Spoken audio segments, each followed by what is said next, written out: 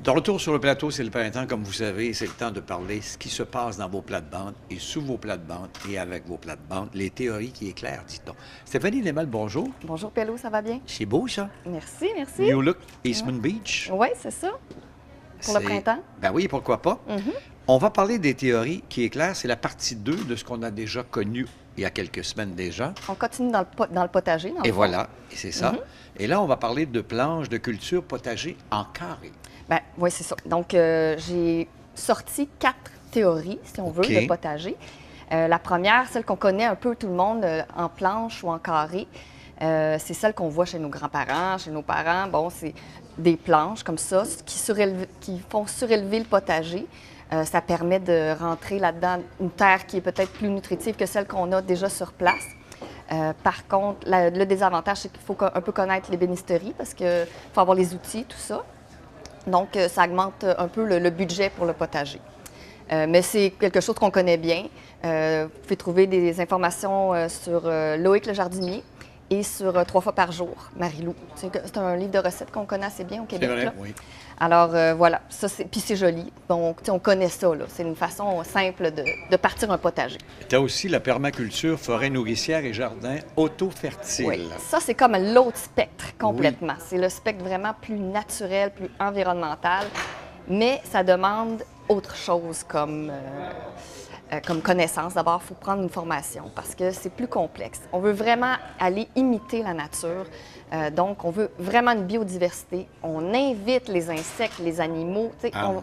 Ah oui, c'est comme vraiment, c'est le Tu les package. invites là. pour le vrai, là. Ouais, c'est On ça. on les invite pour, finalement, obtenir une stabilité.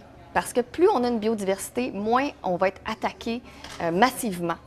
Donc, c'est sûr qu'une année, on va peut-être avoir moins d'oignons. L'autre année, ça va être moins de fraises. Mais all in all, là, on va avoir une récolte à chaque année. Mais là, si tu as trop de bébites, c'est un inconvénient. Bien, oui et non, parce que Ah. les bébites attirent les oiseaux qui vont venir les OK, manger. C'est vrai. Et donc, c'est toujours ça, c'est une roue qui tourne. La biodiversité, l'écosystème, tout ça.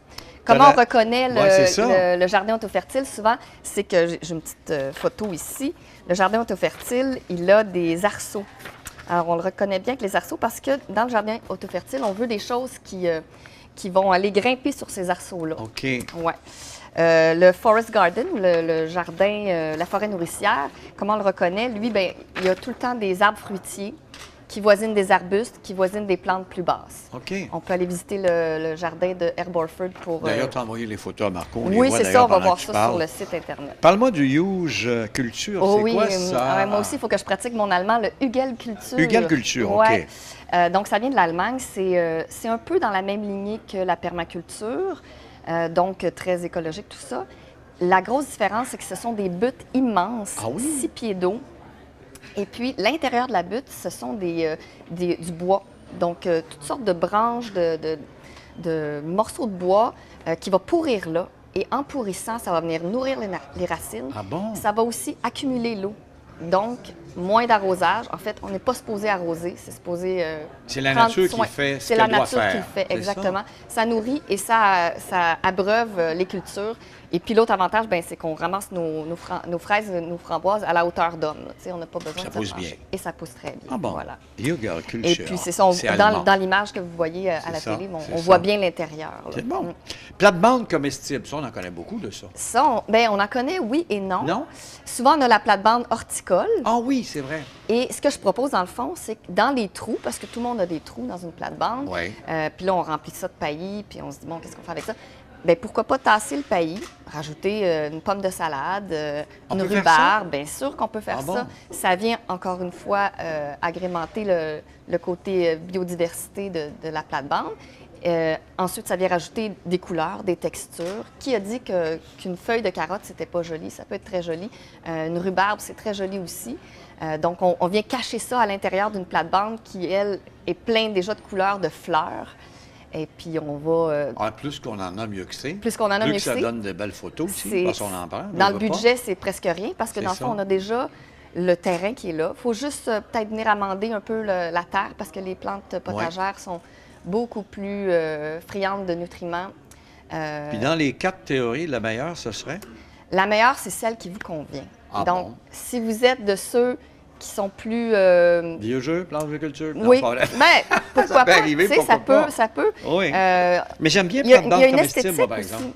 Oui, la plate-bande. J'aime tout ça, moi. Tout ça, ça va vraiment avec comment vous vous sentez avec votre terrain. Est-ce que vous êtes... Il y en a qui sont des essayeurs, tu sais. Moi, je veux Moi, tout je sais que essayer. pour elle, ça serait B ou C. Oui, ben moi, je les ai toutes essayées, sauf Ah la bon? Hugel Culture. Cette Ah année, bon? je me mets à la Hugel Culture. OK. Je veux vraiment juste voir le fonctionnement de ça, puis je viendrai vous en reparler, Ouais. comment ça fonctionne.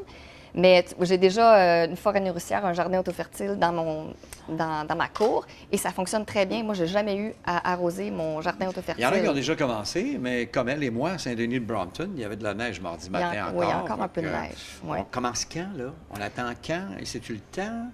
Non, là, c'est encore le temps des semis intérieurs. OK. Moi, je dis la dernière lune de mai, on peut commencer à planter à l'extérieur. Ah oui? La dernière pleine lune de mai, oui. C'est loin, ça? Ça dépend des années. OK.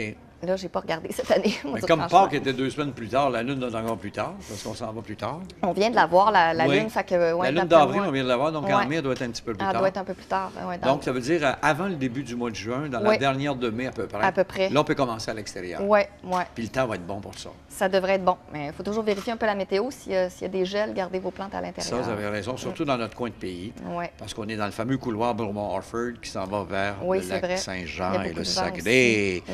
En 30 secondes, site Internet, tout ça, on peut te rejoindre où, là? Oui, alors toute cette belle chronique-là qu'on vient de faire, que j'ai fait très rapidement parce que c'est des théories, là, il y a du stock, là. Alors, je l'ai aussi adapté dans un blog et sur mon site web et vous allez trouver beaucoup plus d'informations. www.stéphaniedesmeules.com. Donc, www.stéphaniedesmeules.com pour ne pas rien manquer, vous allez tout avoir. Et je suis également sur Facebook, Pinterest, Tweet. Ça, c'est vrai, parce que je la vois tous les jours. Oui. Elle en met du stock. Hey, merci, Stéphanie. Merci beaucoup, Pélo.